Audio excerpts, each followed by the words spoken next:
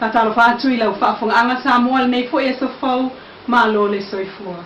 Le tautua fai pea lau Samoa Entertainment TV mai Samoa ai usi mai alfa afonga alfa apoponga wana tamua ile nei yaso. Ele tau nuunga le sosuenga wha apitoa. E tu sai malili poti na tu inatu ile fionga minister ai ol tai fono le fono whaatono le awa malosi le fionga tuala Josefa Bonifacio. Wailoane ai, e le italo sanga ina lava sela isene mo le bisinisi so e tupe le casino e le fale tali malo le Sheraton Akis ile taulanga ya pia mai le amtanga. O ta uele li poti, o le sosuenga na faya ile aso sulfito te se malu olofa. Mamawane ai le sela isene fa ta waile ava malo sil casino ya pia. Mai sa fautua ina ilo le pule, e ta ofi ona toe fa taule ava malo si se ia iai sela isene tala fianga iai. Na toe alu iai leisi sosuenga ile afiafi a olumanai, le aso kilisimasi, ma moli mawina ai le usita ia o le polo inga. Mole taiminei, ele o tatalaina al casino le Sheraton Resort i Mulifanua. Ma e le ital sanga ina fo ile lato la isene whaatau ava malosi. Peitai, o wha mawina sa mulmulta ia le tula fono e talo sanga sa lato la isene whaatau ava malosi. Ma e satu inatu iai.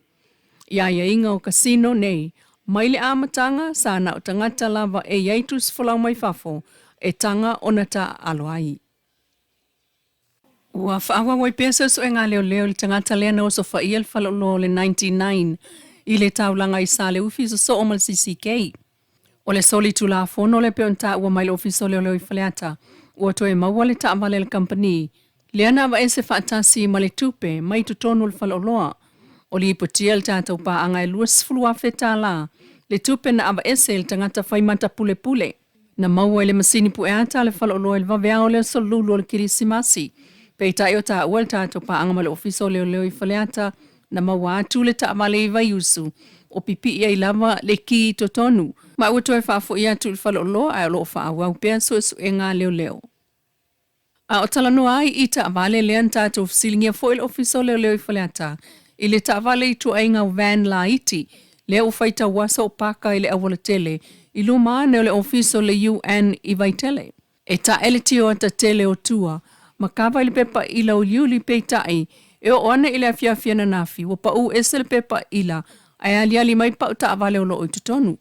O le umi ai o na paka o lea tama i van FF le mga ala lea, e le maasan iai o na umi sa taimi tia iai sa taavale le lei whaapea i le awala tele. O le mga ala lava fo i lea na umi o na tu waile tama i taavale mumu, i tausanga ua tuanai, ai muli ane mawai tutonu le whaife au masa tama i tai o lana au lotu ua maali liu mai. Ai o ta ua le tātou pa anga mai le ofiso leo i whaleata, e iei se li i lea na mawatu le vai aso taluai, o moe i tutonu sa taavale i le awala, na ave leo ina ua iloa ane, o lea li i lea e le tasi pe lua niona tu ua inga, o sa ili ai e leo. Na su e fo ile taavale na aluane ai, ma mawatu ai o moe ai tutonu, ma mawai le la au malosi. O se taimi o le soilo ai le awha i o le maa au o talavou le kalesia sofitu misional Pasifika. Le ana maua le lato konseti wha le anganga, le ana tai le poana po, no fuanga au tua la sofitu i lalovaya. O le maftanga le ana amata mailvaya so taluai na talalo i le solua lima o le kilisimasi, ma moli mawina lana savalitele le taulanga i pia le whaingul vaya so. Peitai, o whawhiwhianga wha le anganga i le poana po, na iai le wha moe, o se tupe e maua mai ai, o le a wha mea alofa atu mo tangata o Vanuatu. O le motu o Vanuatu le na fia le mafui e fitu te sima le tolu no na malo silfua mafui na whai na tele aile la mua i Port Villa, i le aso sulfitu o te semalu o lua wha. E silia se fulu tangata na mauma waiso i fua, ma le lua se la wono sulima na manunu o matonga fitia. Na onga lava fianga ile la mua, no fuanga la latane iai whapena foi, peitai.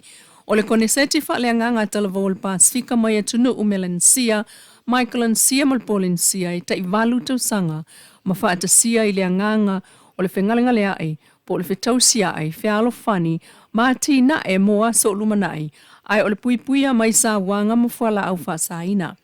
O le so le fa mavai fa mai ai maftanga ono aso a talavou so fitu o le Pasifika e se feilo inga le loto ai le lovaia o atunuu o le Pasifika na awai mai ai au fia ai Papua New Guinea, Tuvalu, Niue o Fiti, Vanuatu, Kiribati, Amerika Samoa, Solomona, Tonga ma Samoa.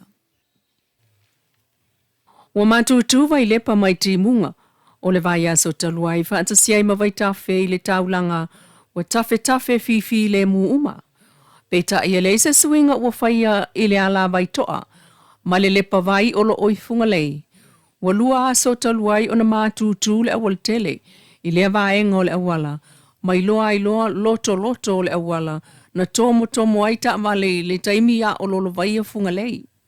Masani ai lava matutu lo le awala va ve lava o na faatali se atu le au fai awala, e fono se a faina, mo le pui a mai o ta vale, peitai. E lo tūlanga le na o lo o iaia a fianga o ngaonga le awal tele o iai nei funga lei. O lua, e futu lo loto, a e tolu pesili atu fo i futu le lau tele o se ta e o le ta. Maafuai o na umi laina i le vaenga o le awala, e pei fo na mo le mawina, i le tuso o le ono i le vavea ona le la. Watu wawanoa umata avale na malanga mayuta, ai tau malua lua atu le pasi le isitu awala, i le tau mawhainga alo ese mata ei mapupu le ala tau le awala tulou. Peitai, olo osa lava le alava i tele le itu isa sae o le awala, talu o le puni lava lea o le alava i maiti munga o vai aso toluai, olo o tu mawai lava mau o atuai le vai i ainga o le nawa i ai funga le ewi ina ele o to ulu ni timu. O le aso ono fatua e ai anga luenga le malo, peitai, o vai toa ma vai lepa lea o lo fautua ina pea le mtanga luenga le soifua malolo ina, le fatama i o nano fuanga i tuufua i namu i lo tatu watunu. O le sefulu masina taluaina pepesi ai le tenki fiva o le faa ma e mafua mai le namu. Ai o le fitu tau sanga taluaina pepesi ai le siamo le sika e fe avea i fo i le namu. E ese mai siamo le mumu tutupa, fe avea i fo i le namu lea e faa awau o na faifa ainunga fuala au. E tonga fiti ai le faa mai o le filler-rises e afua mai fo i le namu. Peitai, o ta whenga o le vai aso taluai, leo lo mōli mawina pea leo onga ona fianga si o manga i funga lei. E le ngata o le ta e o le awala, ai o le isi ala vai au tu o le taulanga. Ua fai tau sanga o mōli mawina pea, le faa fita au li lava lea tasi o le poloka pe apa uwanga mamafa. Haftai lau whaafonga le tautua whai pea le Samoa Entertainment TV mai Samoa, ili nei fo i tula, mana tamua. Haftai fo i le Wendy's design o lo i funga lei, mo le ofu matango fie, ai whaasoi fo ia.